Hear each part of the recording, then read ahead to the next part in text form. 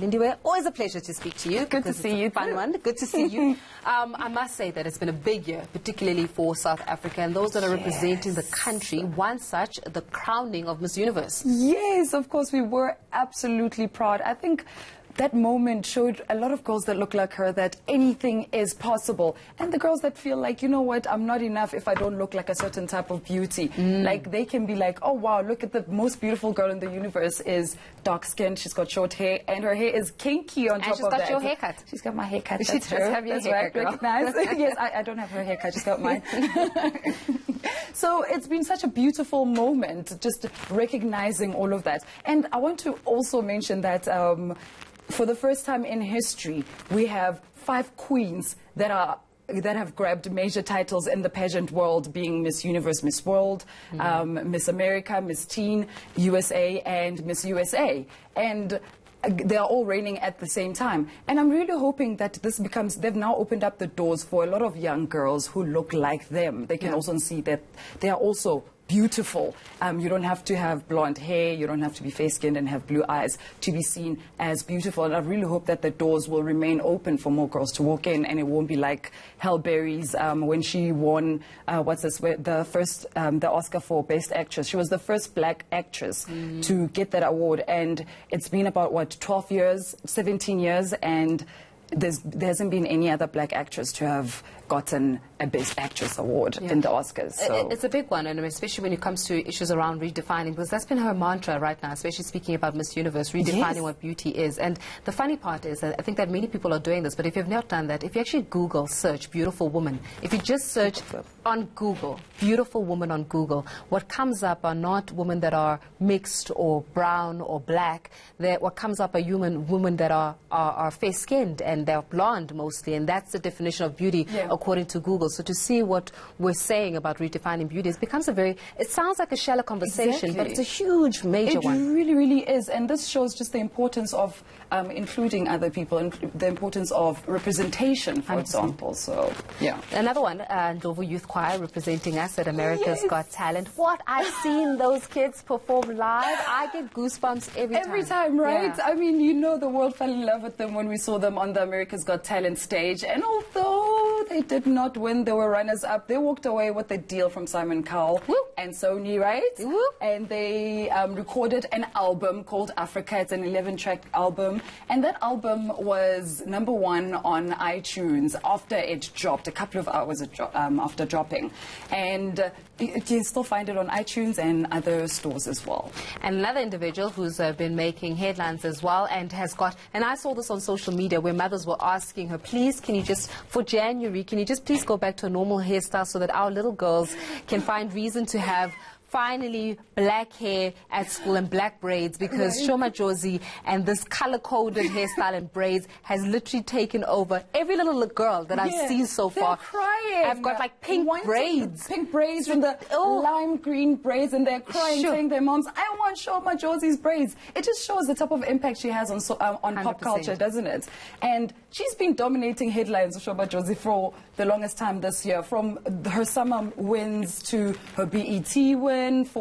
She was also featured on Vogue, New York Times, also for her debates on social media, on colorism, for example. So she's been out there and dominating our headlines for the longest time. But I think the biggest news of for this year for Shoma Josie was when she released John Cena, the song.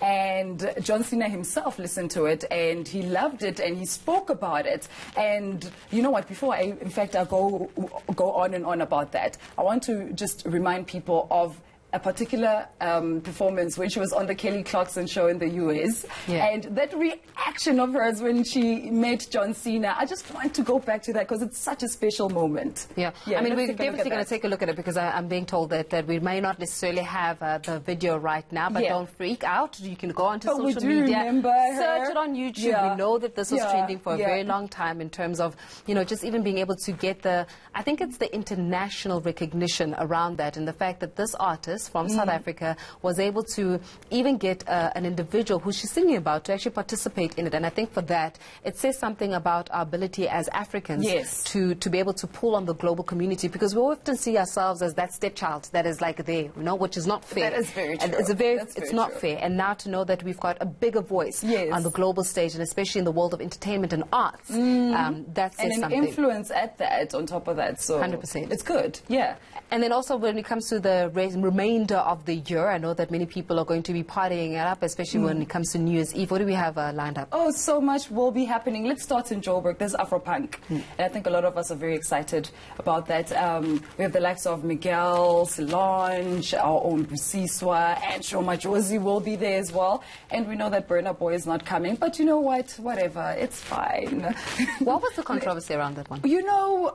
When there was remember the concert against xenophobia, and he was meant to be part of the lineup, but a lot of South Africans felt like this concert is like an Africa Unite, is supposed to unite Africans, but he was seen as a divider on social media with his comments when he was saying that, well, obviously calling us out as South Africans, that South Africans are quite xenophobic, but he seemed to...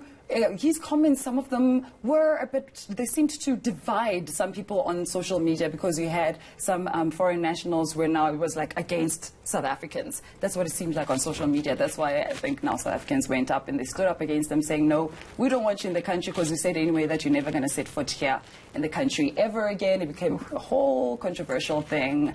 And now he won't be coming to Afropunk as well. Oh, that's a sad one. Yes, and then let's move on to Cape Town, where at Kirstenbosch there'll be a concert there, picnic style, with the likes of Freshly Ground. So it's a nice family event if you want to do that. But if you want to party really, really hard, I'd suggest that you head to Durban for Fact Durban Rocks. It happens every year. It's hosted by DJ Tira, and it's the best in hip-hop, the best in gqom, in house, and I'm guessing Amapiano as well will make a feature there.